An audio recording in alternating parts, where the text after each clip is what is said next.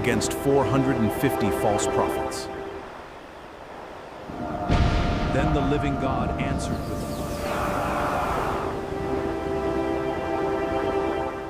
But how did one ordinary man become God's greatest prophet? Let's go back to the beginning. Israel was blessed, but many people forgot the Lord. King Ahab and Jezebel turned Israel toward idols. The people worshipped false gods instead of the Creator. God chose Elijah to speak his message. Elijah bravely went to confront the king. Elijah stood before Ahab with God's warning. There would be no rain until the Lord commanded it.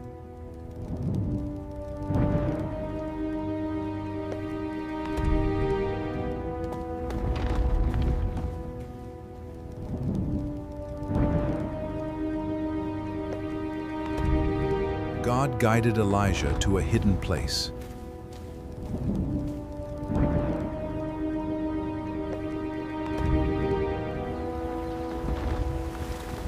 God provided food for Elijah through the ravens.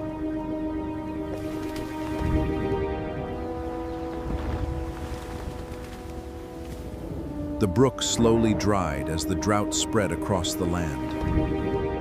Then the Lord told Elijah where to go next.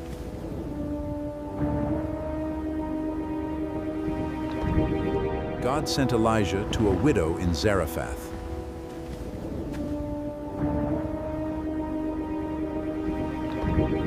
At the city gate, Elijah met a poor widow.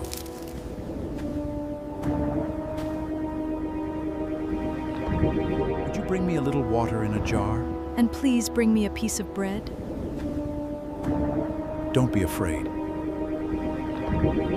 Bring me a small piece of bread first. I only have a little flour and oil.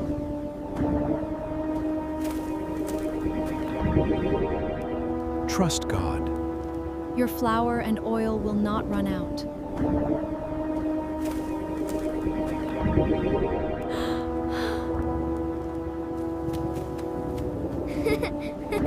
God kept his promise. The food never ran out.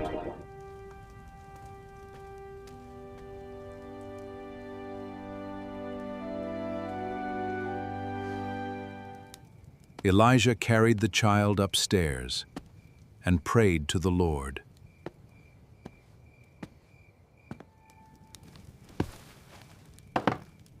Elijah cried out to God for the child's life.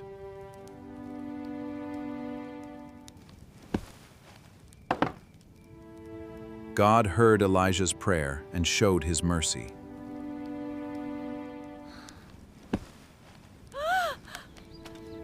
The widow knew Elijah was truly God's servant.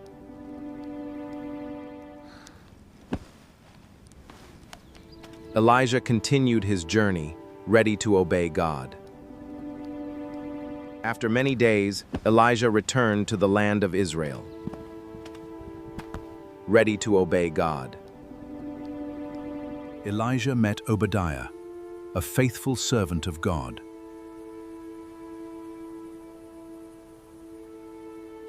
Elijah told Obadiah to bring King Ahab to him.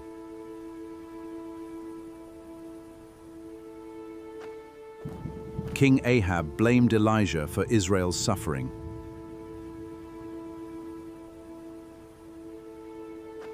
All Israel gathered at Mount Carmel to see God's answer.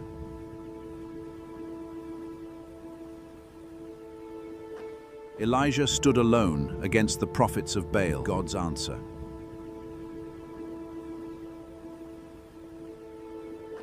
Elijah called the people back to the true God.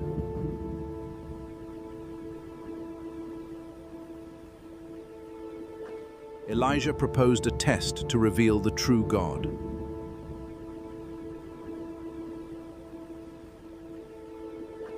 The altars were prepared for the great test.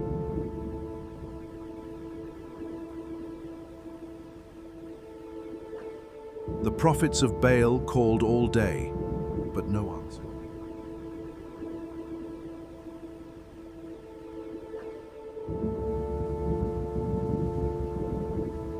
The heavens remained silent because Baal was not the true God. Elijah rebuilt the altar of the Lord with 12 stones.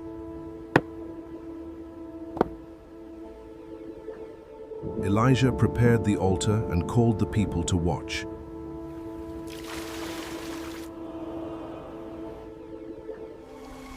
Elijah prepared the sacrifice and trusted God completely. Then Elijah stepped forward and prayed to the Lord.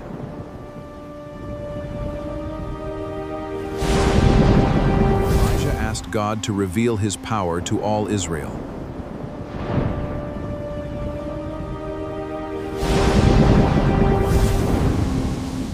Fire fell from heaven and consumed everything on the altar.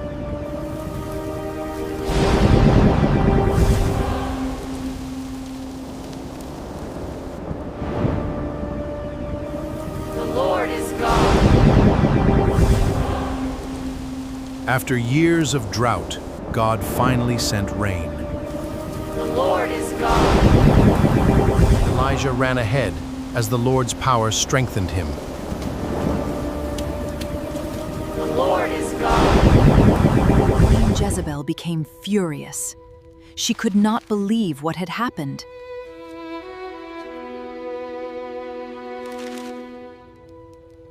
Go and take this message to Elijah.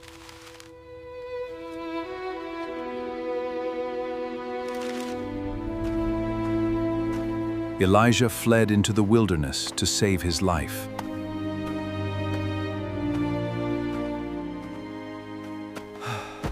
Even God's prophet became tired and discouraged. Elijah cried out to God in his deepest moment of weakness.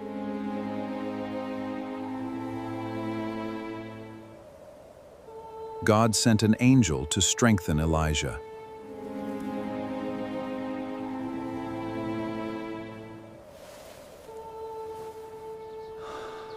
The angel gave Elijah bread and water for his journey.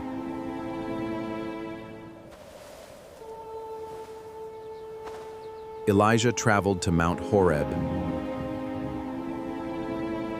Elijah waited inside the mountain cave for God's word.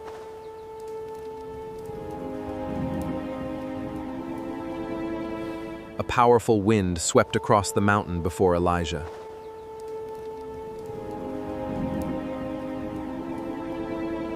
Then the mountain shook, and fire appeared before him.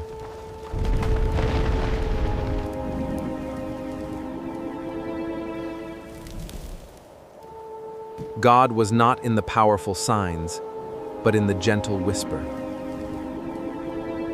God gave Elijah a new mission and renewed his purpose.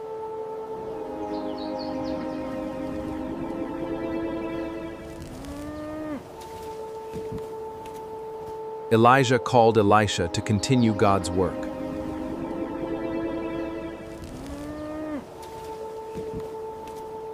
Elisha left his old life and followed Elijah. Elijah warned King Ahab about the consequences of evil. Elijah prepared Elisha to continue God's mission. Elijah knew his time on earth was coming to an end. Elijah and Elisha walked together for the final time. Elijah struck the Jordan River, and God opened a path. Elisha stayed close, knowing Elijah's departure was near.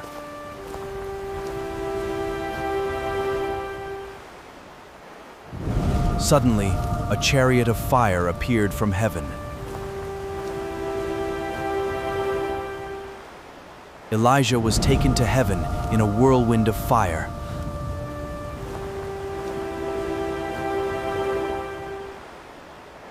Elijah's legacy lived on through the servant who followed him.